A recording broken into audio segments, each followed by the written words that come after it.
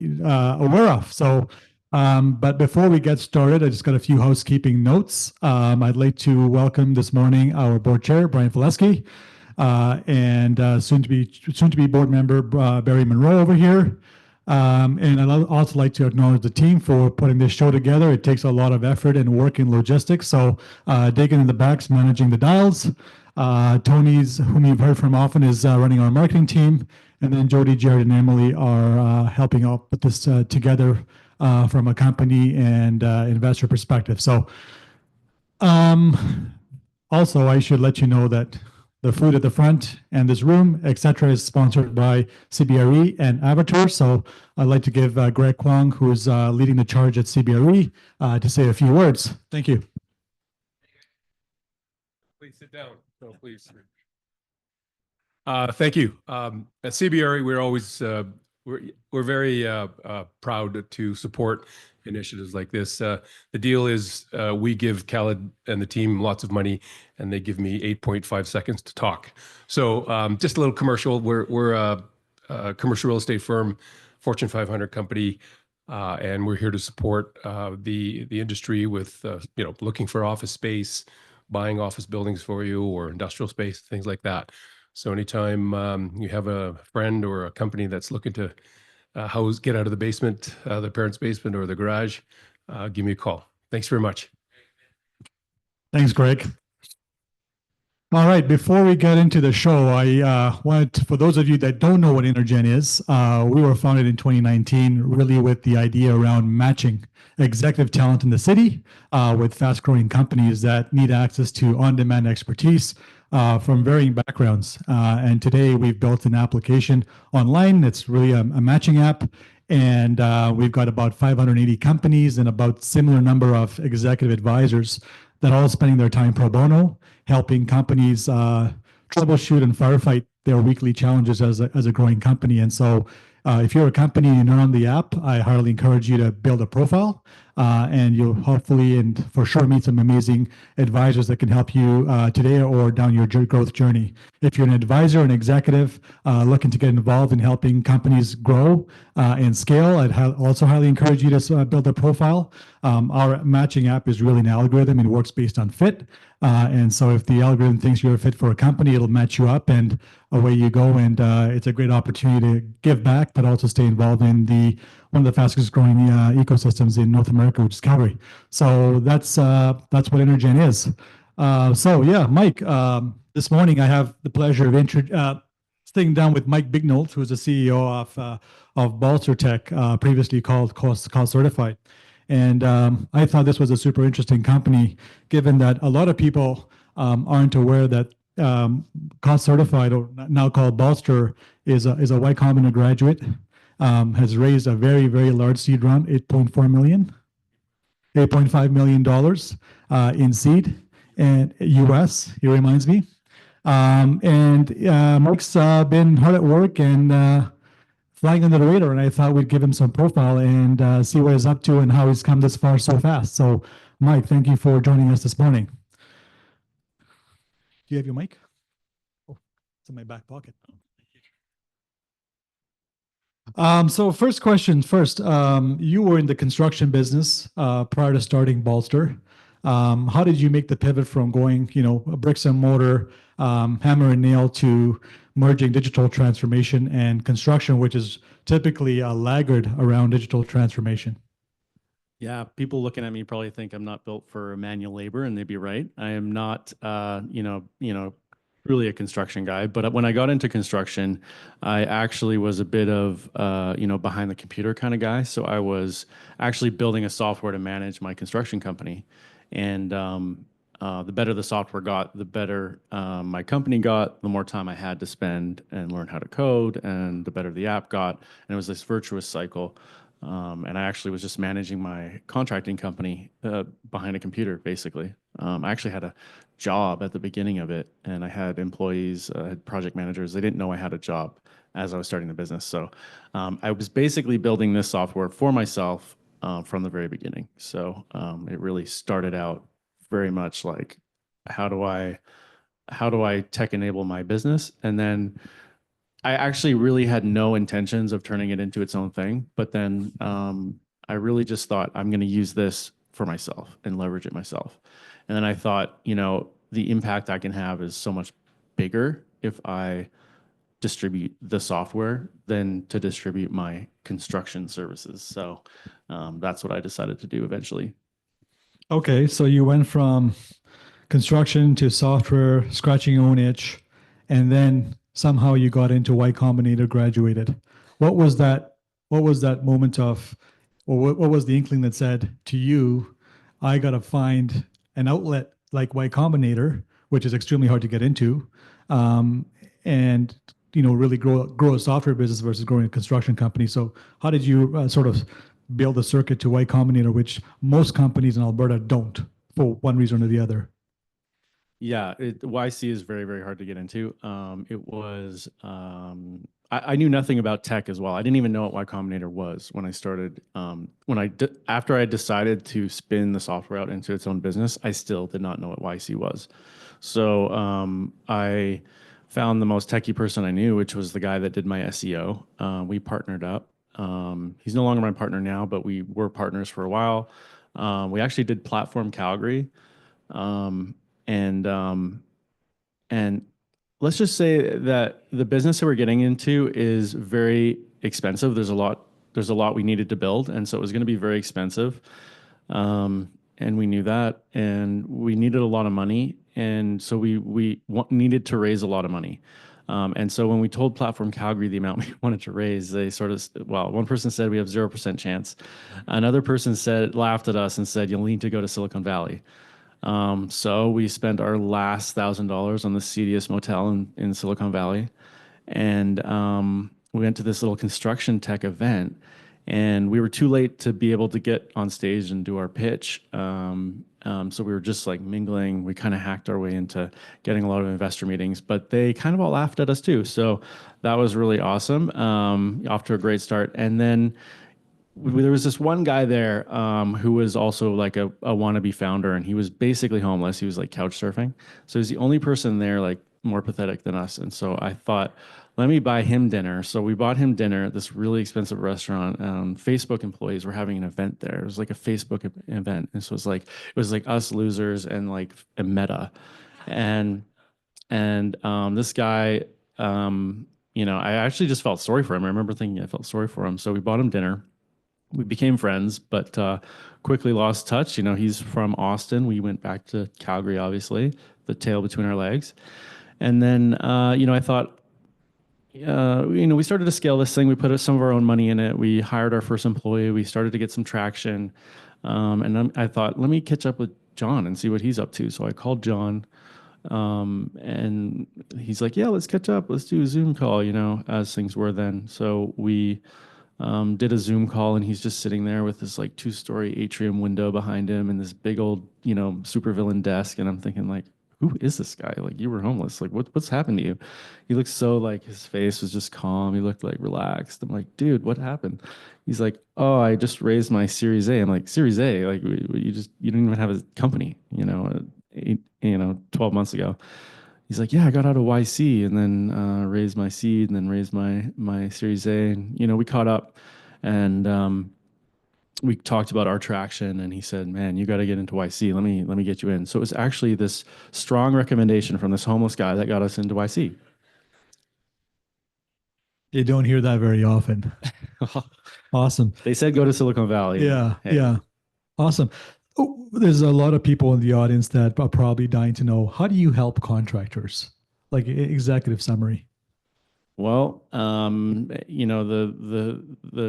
short form is we help them sell more. So a lot of the time that they spend estimating is dead time, because they're spending hours. Either they can spend hours on an estimate, have it accurate, send it out, and only book, 10% of those, which is 90% dead time. And when you think about it, you have limited time as a founder. So as a founder of a construction company, you only have so much time. And so if you're spending 90% of your time on wasted estimates, so what they do is they condense that process and either make it very inaccurate and fast, so it's a lot less dead time, or it's accurate and a lot of dead times, which can kill their business. So we help them estimate in a much faster way. That's actually the biggest challenge. That's our big innovation, is allowing contractors to estimate in a really fast way, in a really accurate way that allows their customers to do their own cost engineering, maybe with a glass of wine in front of the fireplace with their partner on their own time.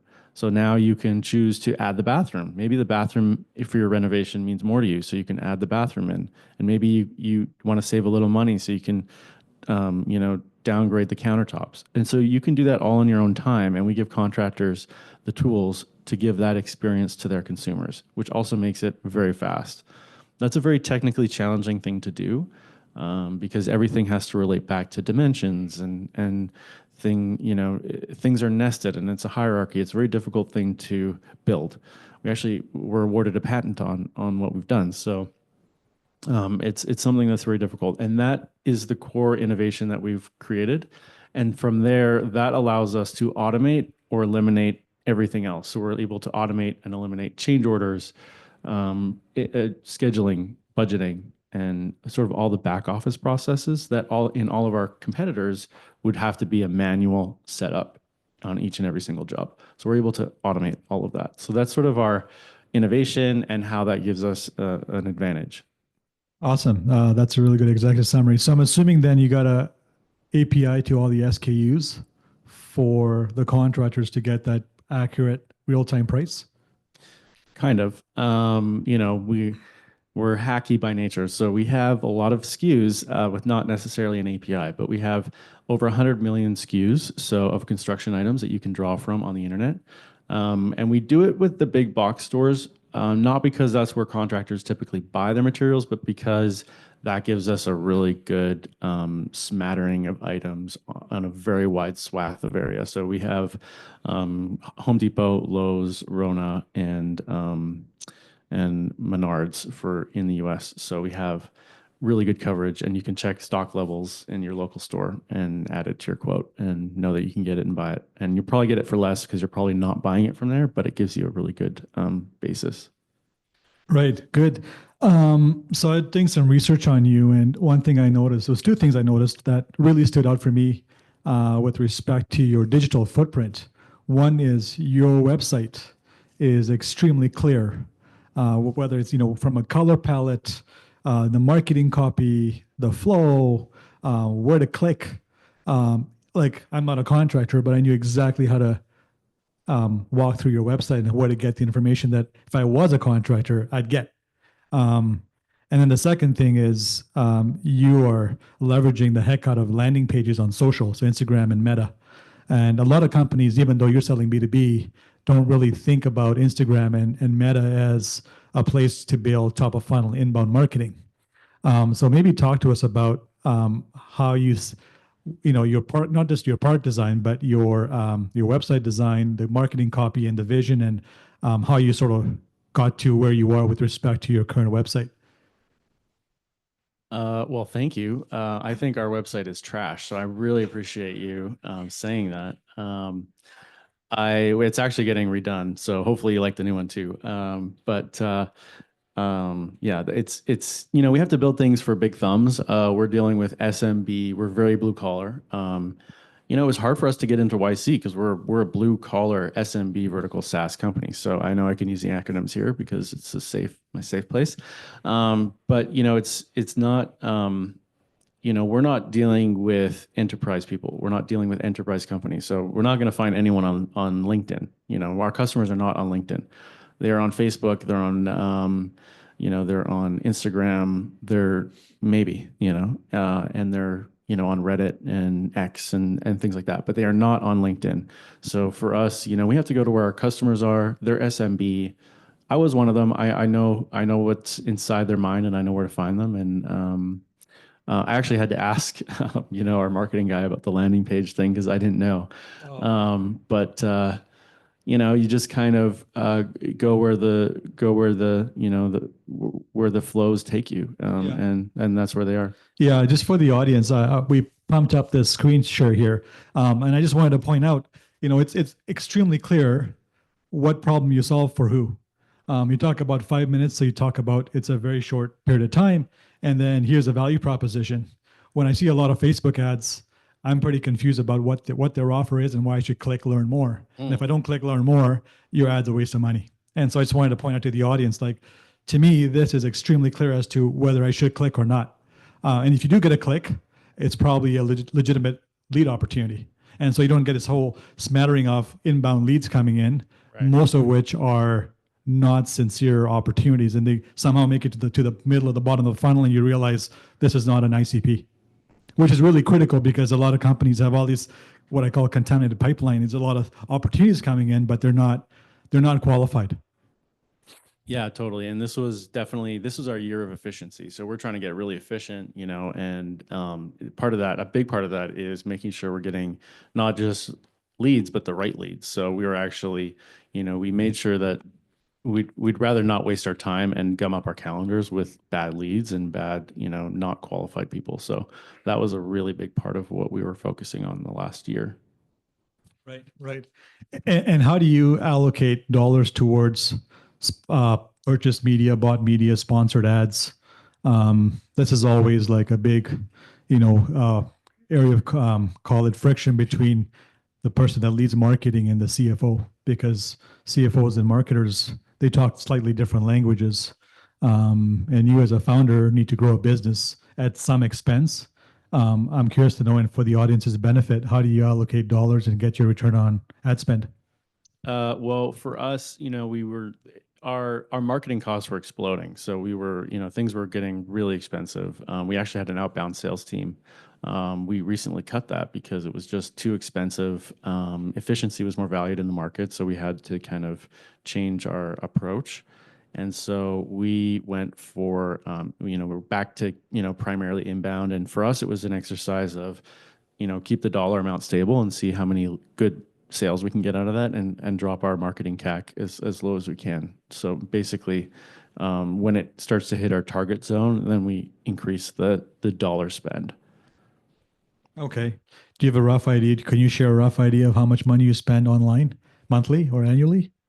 Annually, like our marketing spend is our biggest expense. So that's like that's our burn. Our marketing, our sales, our growth, that's our burn. So yeah, it's a lot. Right. Yeah, a lot. Yeah. Yeah. Okay. We're not awesome. profitable. What's that? We're not You're profitable. not profitable. Okay. Profit's overrated, right? Yeah, yeah, yeah. Okay, let's go back. Let's talk about the different type of money now, which is your financing. So you came out of Y Combinator, and you raised an $8.5 million US seed round. Two questions. How did you syndicate that as a very small company, Canadian in the US? And then two, why did you opt for so much dilution so early? Okay. So so it was a big seed round, but remember that was 2021. So that's $2021. That's the only reason we raised that really is because they removed economics from the high school curriculum. And they thought, oh, let's print a lot of money. That's really the reason why that happened. 2021 was a bonanza. And at that time, we were given advice, like if the money's there, take it, because you never know, what's going to happen. It's a sugar rush, right? And then, of course, we saw the result of that in 2022, 2023. It's all sort of crashed. So it was good advice, and we took it. And it was in retrospect, it was correct.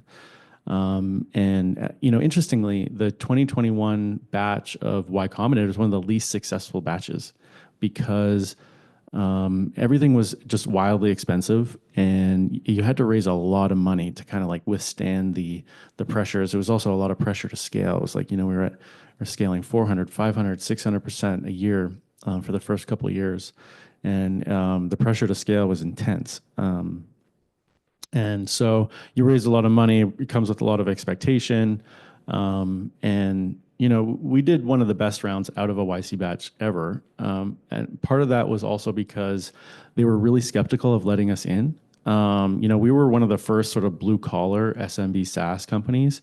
We got in really because of a really strong recommendation.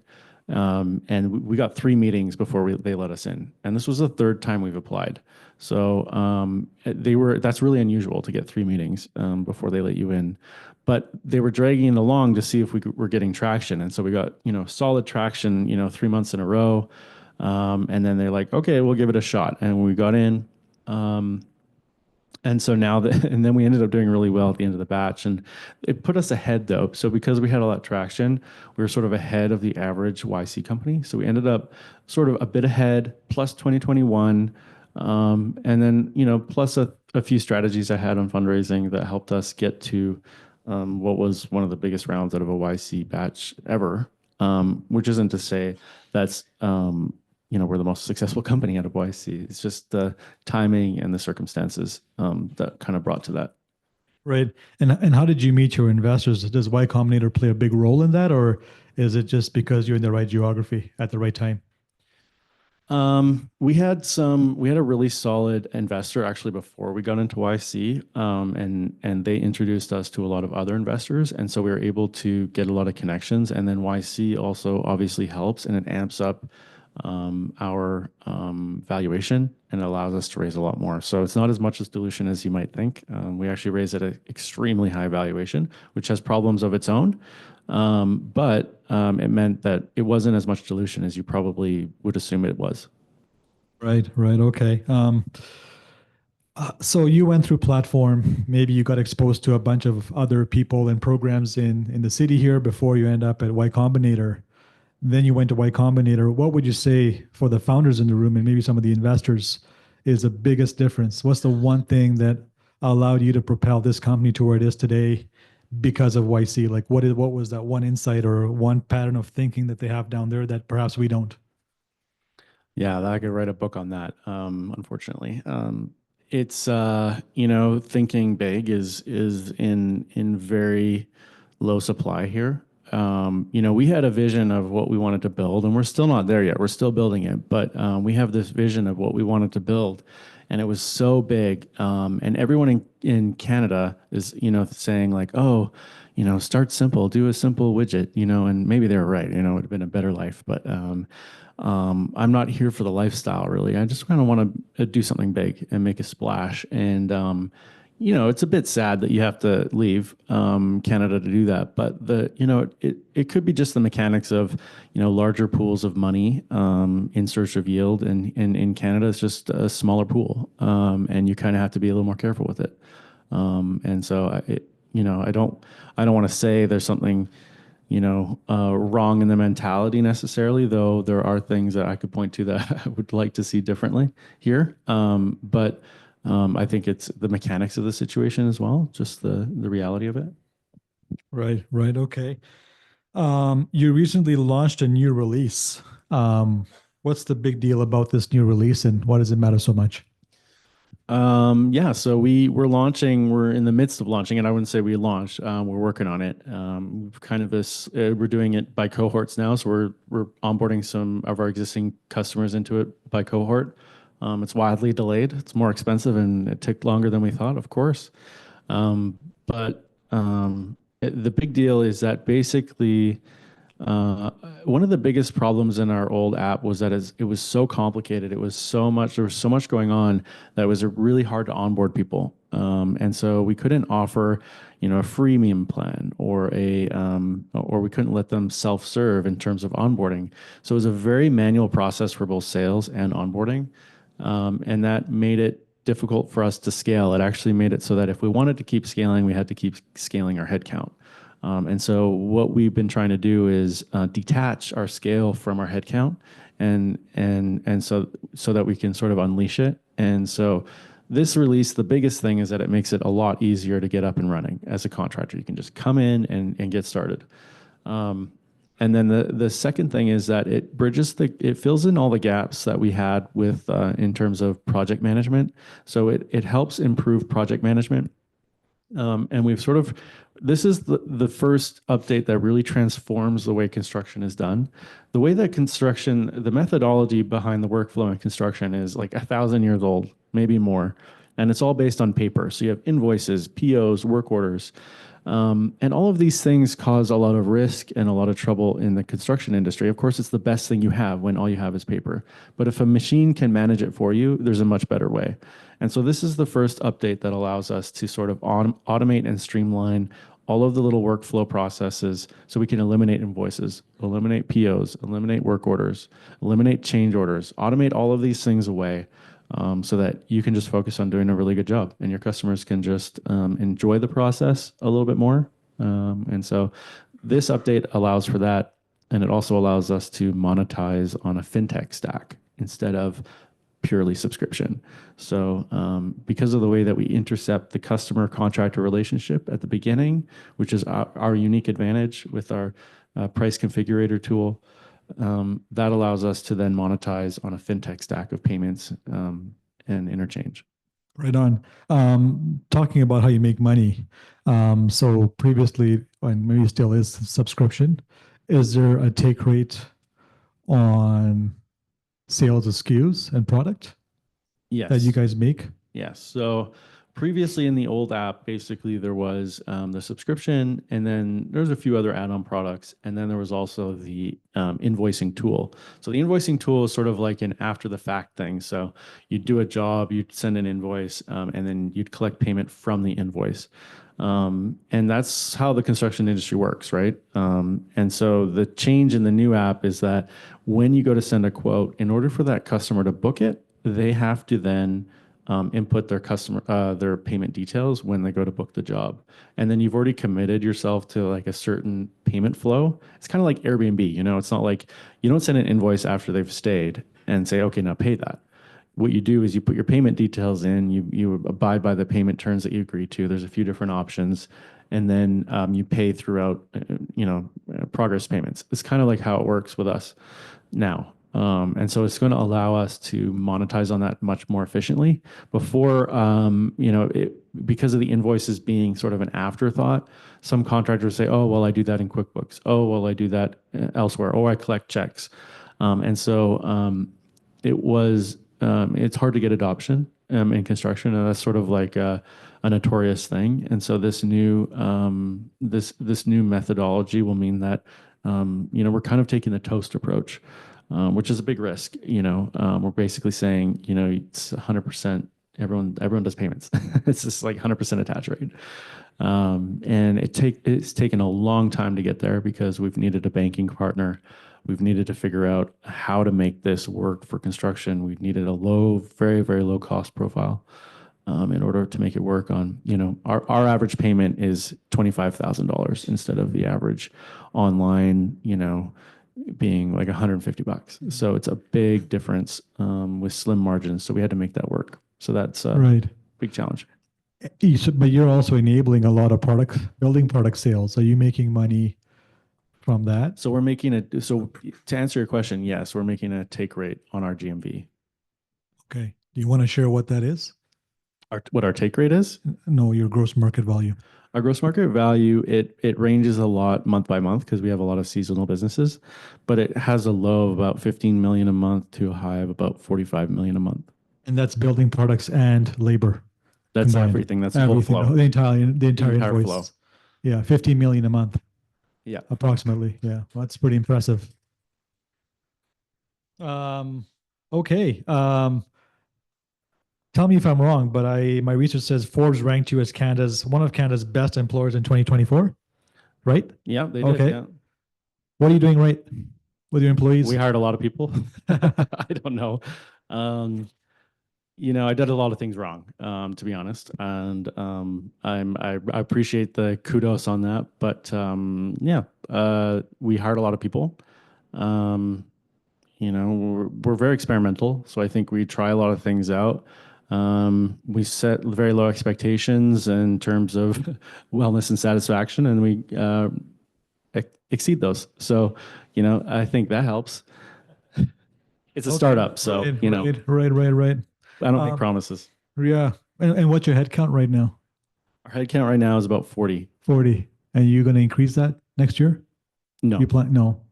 Okay. We are going for stable head count and increased revenue. Right. Okay. With our new release. Yeah. Going back to building the sales pipeline, if you're doing 15 million a month, there's something called pipeline coverage, which is a multiple of how much, if you want to do 180 million a year in gross market value, you've got to have maybe 3 or 4x that. So how do you engineer a marketing stack to be able to drive 4x So 60 million a month in lead gen that closes at 15 million a month. Like how have Like you been able $16 to million worth of 60? new GMV. Yeah. Like I'm thinking like let's say you're closing at 25%. Every invoice that gets written, one out of four closes, and that's your business. Mhm. And so if you want to do 15 million a month plus, hypothetically, you might need $60 million worth of invoices flying around in your app to be able to get 15 million a month in gross market value.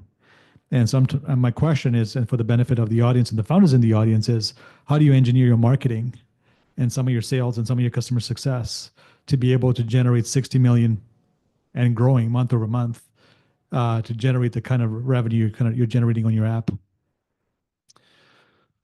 Well, getting GMV to be a certain amount every month is going to be something that you're going to,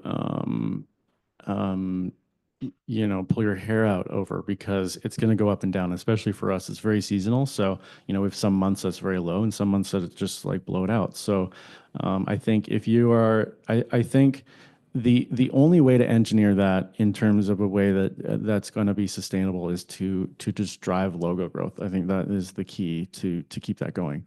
The other side of it is to help your customers book more. So our whole platform is based on sales enablement and marketing, and so we grow with our customers. We grow with our customers. So the better that our customers do with our platform and our tools, the better we do.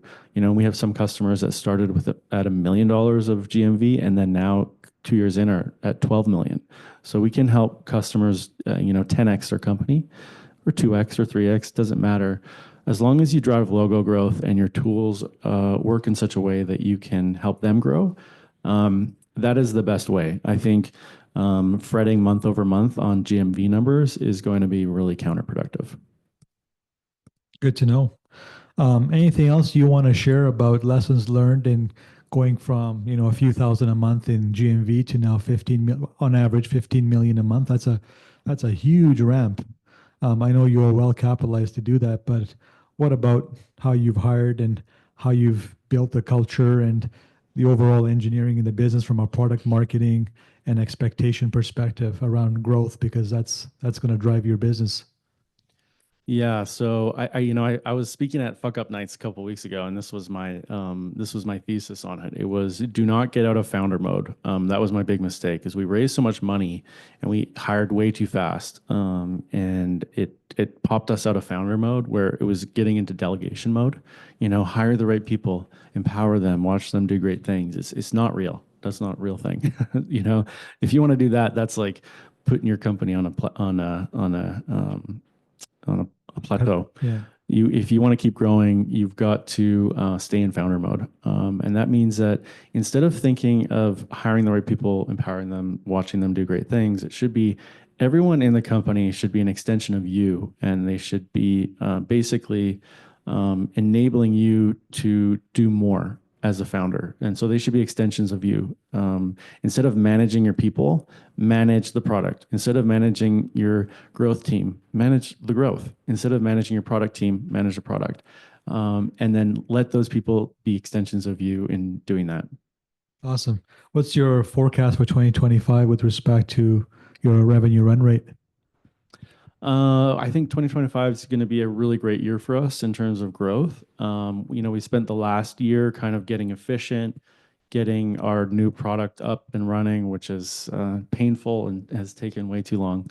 But 2025 is looking really good. We're going to be launching a freemium plan, which means that we should be able to ramp logo growth much faster. It's going to be self-serve, which means there's no barriers to entry. And it means that when our logos ramp, our GMV will ramp. And when we monetize, when we make money, when we make our customers money, we make money, is a great way to scale. Yeah, it's a great symbiotic relationship. Yeah. So as I mentioned during the introductory remarks, Mike, a big part of what we do at InterGen is not just stuff like this, but really getting advisors and companies in a room together where advisors can make a big difference on the company's trajectory, but also the individual's trajectory. How has mentorship helped get you to where you are today, professionally, personally, whether it's Calgary or your experience at Y Combinator? I would say even just coming from someone who started very like tech naive, knowing nothing about tech, not knowing none of the acronyms, to being kind of thrust into that. I remember doing first investor meetings, and they're asking me like acronyms. What's your acronym? What's this acronym? What's that acronym? And I'm thinking like I don't know what they're asking me.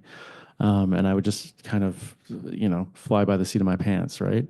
And so I think just embedding myself in that world was a big help. And then, of course, having, being involved in events where there's people that are like just ahead of you, not too far ahead, but just slightly ahead of me was really beneficial to just kind of listen to, you know, what their view is in the rear view mirror, and with like some recency to it, so that I can really glean some good info from that. And I think that was the most helpful thing, is listening and talking to other operators, because you're going to get lots of advice from people who work in the tower downtown, or they're academics brought in to run some program by the government, and that's not going to be great advice.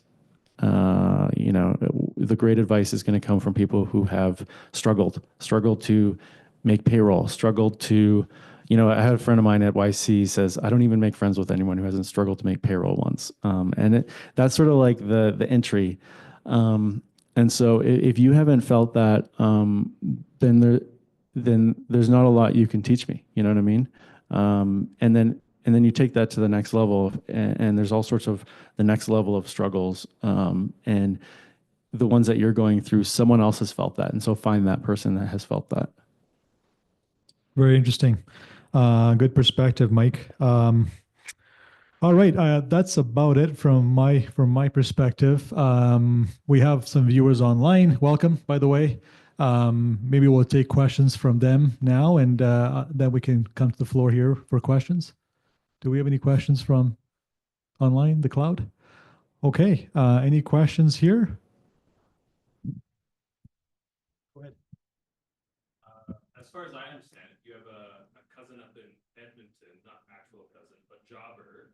How would Bolster kind of compare your services? What have you seen them do that, naturally any smart business person steals some ideas and stuff?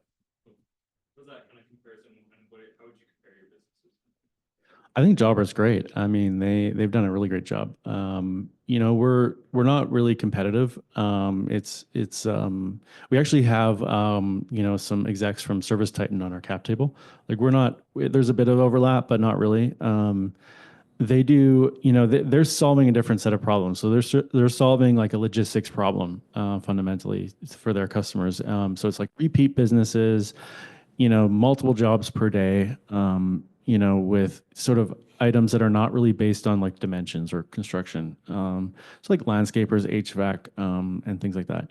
And so I think what they've done is great. I think for what the problems that they're solving, I think they've done an amazing job. And I also am a big fan of Service Titan. Obviously, I have some connections there, and they're on our cap table. And so they're kind of the same thing. They both do really great work, and Jobber has great marketing. I really look up to their marketing, and the way that they're serving a similar type of market, because they're serving SMB, blue collar SMB, and so there's a lot we can learn from them for sure.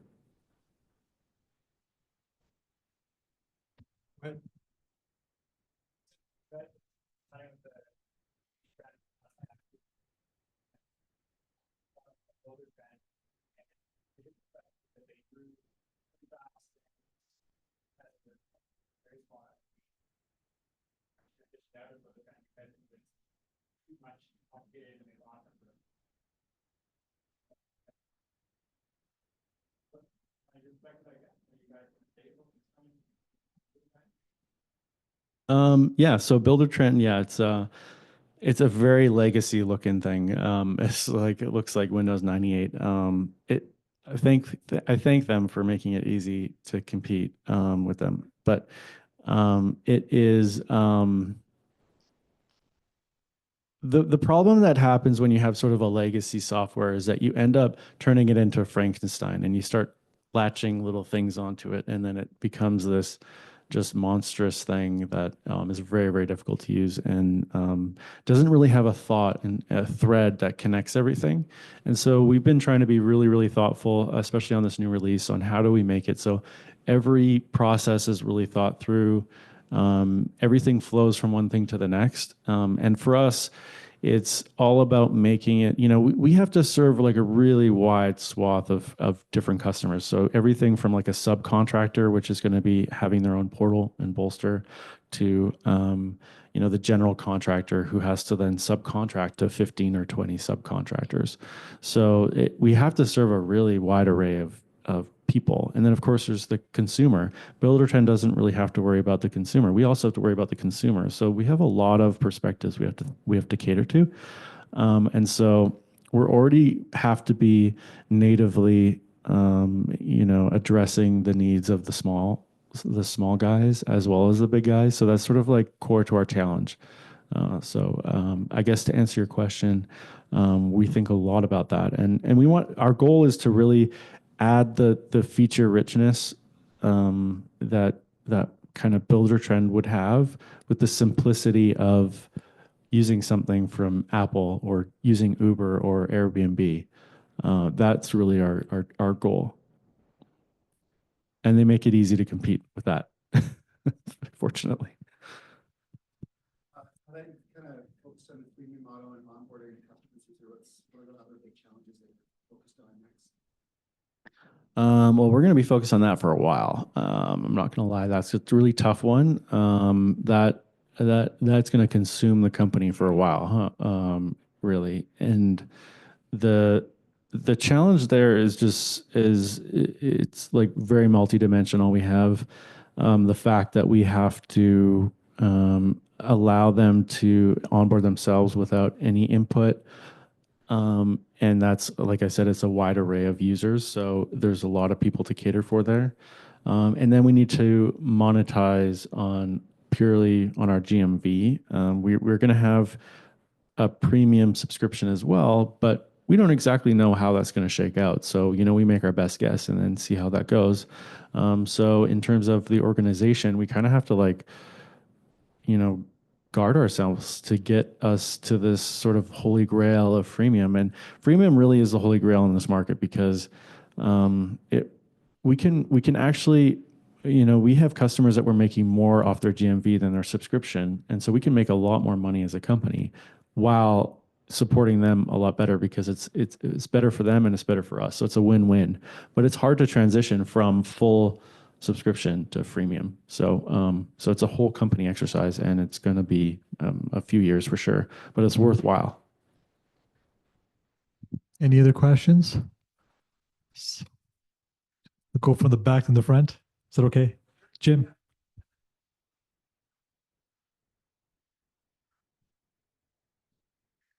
Well, we raised in 2021, so we set the terms. We got a board of 3 people, two co-founders. I have 1 extra seat I can deploy, and then 1 investor. So very favorable board. Clay? I'm just curious about, I missed the start of your talk, so sorry, but, I get a mic, thank you. Just about a pivot or an aha moment that you might have had early on, whether that was yourself that recognized it or your team or through YC. Yeah, I mean, actually, I didn't really know what I had. It's a good question. I mean, Hello? Oh, I'm back. I didn't really know what I had early on. I thought, okay, we're going to be this, workflow system for construction. I didn't really know the structural advantages we had because of the way that our estimating worked. I didn't really know it was something that was like patentable, and I didn't really know that it would, give us a real competitive edge. And I think it was a slow aha moment, but I'm like, oh, well, we could actually do this in a way that they can't do it. We could actually intercept the customer, the consumer relationship in a way that no one else can. And it's like, oh, that's cool. And then it's like a little bit later, it's like, wait, that means that we can, monetize on our GMV in a way that no one else can in this market. Oh, okay. And then it kind of just flows from there, and you realize this is sort of like, it could be the holy grail. And so it was a long string of aha moments. No, not from YC. Yeah, like YC is when we got started with YC, they're very skeptical of blue collar SMB SaaS. Now we did well out of the batch. So they're like, oh, let's get a bunch of Mike's competitors in here. Be great every year. So they changed their thesis a bit, but not a lot of like vertical SaaS knowledge. And even vertical SaaS is like a term that hasn't been around that long. So it's not like there's sort of a playbook now on it, but like 5 years ago, there wasn't a playbook and there wasn't a thinking around it. But now we're just going through the motions of the sort of standard playbook using our, really what I think are decent structural advantages. You talked about introducing the fintech stack into your revenue model. What do you think that's going to do percentage wise to your revenue? 10, 15, 20, 30 growth wise? Well, I mean, so the largest subscription we have, I think, is like $8,500 a year. Not large. It's SMB SaaS. We're not dealing with enterprise here. When it comes to if you kind of look at how we max out on our monetization for GMV with just payments, not including any of the other financial services, that would take us to 200 grand a year on some of our customers, on a bunch of our customers. So it's a massive increase potentially, and on some smaller customers, it'll mean we make less from them because they're smaller. But on a lot more of our customers, it's going to mean we make a lot more. So it could be a lot. So construction services is a very, very big TAM. Huge. Huge. Based on your experience at YC and, being in the driver's seat 80 hours a week, what do you see through the front of the windscreen with respect to how many thousands of customers you can actually acquire onto your platform? But this is a thousands and tens of thousands of customers play. This is not like if I get 180 customers, like I'm set for life. Yeah, I mean, we get over 1,000 signups a month, 1,000. And we're only able to capture so many of that because we're selling purely subscription. There's a really rigorous onboarding process. There's the whole sales funnel. If we can eliminate the sales funnel, the onboarding, and all that, and it's just kind of freemium, you go in, you can try it, and you can use it. It means we could,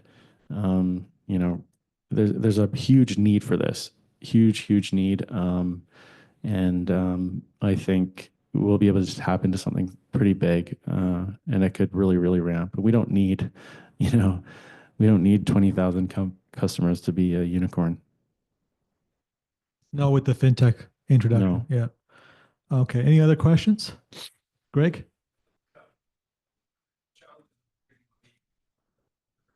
Advantages to being here in Calgary, as far as starting a startup company, and maybe a couple other disadvantages. I'm in the business of attracting more companies here, so I'd just like to hear from the grassroots. Yeah, I think Calgary, Alberta is a bit distinct from Canada. I would say, Alberta is like very people are very supportive of success, I think, in a way that's distinct from Canada. And so I think Alberta itself is like a really great place to do a startup. We have great companies coming out of here, like Jobber was an example. And Calgary is just part of that as well. I think there's a growing appetite to invest in companies here. I think it's come a long way. I think the startup scene has come a long way in 5 years. And I think it's a great place to do a startup. And especially if you're coming from some domain, if you're already working in some domain, typically we've got a decent economy, so you can make good money, use some of your own money, find friends and family. Like that sort of stuff is a lot more available here than it would be in other parts of Canada. And so I think it makes sense to leverage that. I mean, we've got a really good oil and gas sector here. one of the big benefits of that is there's lots of money around to hopefully invest in tech. I think that'd be a great way to leverage that and grow. So I think it's good, but I do think like it's still much harder to raise money here, and it's not the best money. That's another question. Yeah, our customer base is mainly US, so it's probably about 90, it's probably over 90% US. Go ahead.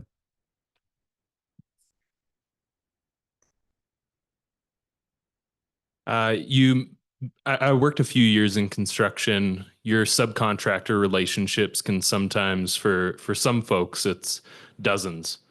And naturally, with a focus right now on low cost growth, have there been any thoughts about looking at those relationships, how to create some stickiness? Referrals are always tough, and which contractor out of the seat of his truck really wants to sit down and send an email to a buddy to say, try Bolster? But what are your thoughts kind of in that realm? You'd think that it's ripe for appetite. I'm just curious about that. Yeah, so that was always sort of the part of the plan, to leverage the subcontractor relationships in some sort of a viral growth strategy. We had to build out this new update in order before we could even get there, because we needed to build in sort of this escrow style payment system we call progress payments, which allows the money we orchestrate the funds from consumer to GC to sub. And so we kind of take it out of the GC's hands and go directly to the sub, which in terms of, subs all have a story of like when they were screwed on money from their GC. And I know because I've been there. And so this, I think that GCs that use Bolster are going to have an advantage on collecting the best subs, because the subs are going to know that they're going to get paid and it's going to be a fair system. And I think they'll want to upgrade and use Bolster themselves and send their estimates to their other GCs that don't use Bolster through Bolster. So I think they're going to. I think it will be there will be a viral growth there once we get that all set up. So there is like an aspect of bringing those subs into the ecosystem without them having to necessarily sign up themselves. Yeah, exactly. So they are going to get a portal. So they have a portal basically where they go in and they can bid on projects that come from the GC. So we've built that now, and we're going to be launching that kind of Q1 2025. So that's going to allow subs to come in and bid on projects, or even just accept work if they have like a price arrangement with their GCs. It's just basically going in and confirming it. So it's like a three-way approval process. And then when they complete work, they take a picture of their work, mark it as complete. That's how they get paid, and they can get paid much faster. So getting paid much faster, getting paid at all, and having that really easy system to interact with their GC is huge benefits to them. And I think they're going to love it. And it's going to be a thing where we go, hey, you're already using it as a sub. Do you want to use it for all your other GCs? Why don't you do all your estimating through here? Why don't you do all your takeoffs through here? Why don't you use us for your payments? Why don't you use us for your accounting? We're going to implement an accounting system as well so they can drop QuickBooks. So things like that. Thank you. Any last question? No? All right. Well, one more. Okay. Mike, I think we're all impressed with your modesty. That's part of your charm, and your willingness to admit to mistakes. Good for you. One of your observations is when you went to YC, there's an observation that you couldn't find the money here, and when you do find money here, it's not the right kind of money. What did you mean by that? Because we're all vested in building the infrastructure here for capital and acceleration. And if you were the almighty determining what we could do better in this community, what would you do in that respect? I would say a lot of times, you know, it even comes from the question that you asked me, how could we tolerate so much dilution? And it comes from the thought, the local thought here that you really want to hammer that initial valuation. You really want to hammer that, you know, you want to get as much as you can as an investor. From the investor point of view, you really want to squeeze as much as you can out of that first deal. But really investing in startups is binary. You know, it's actually better to just give them the valuation they want, and then and spray and pray. That's the only way to win on early stage investing from my perspective. Silicon Valley does that really well. Here, it's kind of like, oh, I'm betting my life on this thing, and I really want to squeeze this little founder on the valuation, and doing that actually prevents them from being able to get better money later. So it actually screws them in the end, and it screws you in the end, because it's still only 50-50 shot. It's actually, you know, 90-10 that they'll succeed. So it doesn't make sense to squeeze on valuation, because if they make it big, they can make it really big, you know, and chances are they aren't going to make it in at all. So just give them what they want. I think is probably the best advice, and maybe just make it a smaller investment. So thanks so much. Thank you for the question. And big thanks to CBRE and Greg and all. You got 2 questions online? Okay. Thank you. Okay, so first question is, does the company offer discounted or subsidized subscription for contractors that work in the affordable housing space? Not specifically, but give us a call. Second question is from Josh from SAIT. Do you see any barriers to tech adoption that can be addressed in trade students, and how? Sorry, what was that? Do you see any barriers? Excuse me. Do you see any barriers to tech adoption that can be addressed in trade students, and how? I don't think so. I think, you know, before we started, you know, it was before COVID, trying to get a contractor on a Zoom call. They're like, what's Zoom? Zoom, what do you want me to Zoom to? And now, like, you know, since the lockdowns and all that sort of stuff, you know, even contractors are, you know, kind of, you know, tech enabled. And so it's not as much of an issue. And then, of course, like if you're younger and you're in trade school, I would imagine you're tech native. And our job as software builders is to make it as easy as using Instagram or, you know, TikTok or whatever else they use. So that should be our goal. And if they can use those things, which they all do, or a smartphone, then they should be able to use Bolster. Awesome. Well, thank you very much, Mike. It's been a pleasure to spend this morning with you. Thanks for investing your very valuable time with us and sharing your lessons learned in the trenches. So thanks again. Couple of things. We have our last session on construction tech in November 13th with Nancy Knowlton, who's the former founder of Smart Technologies. And she's running a new company called Nayeli. So that's really focused on commercial construction tech. So watch for the email invite on that. And then finally, InterGen's a not-for-profit, and we would not be here without our funders and supporters. And behind me on the screen, you can see who they are. So just want to recognize them for keeping us in business and giving us the opportunity to keep you entertained this morning. So thanks again, Greg, and we'll see you in November. Thank you all.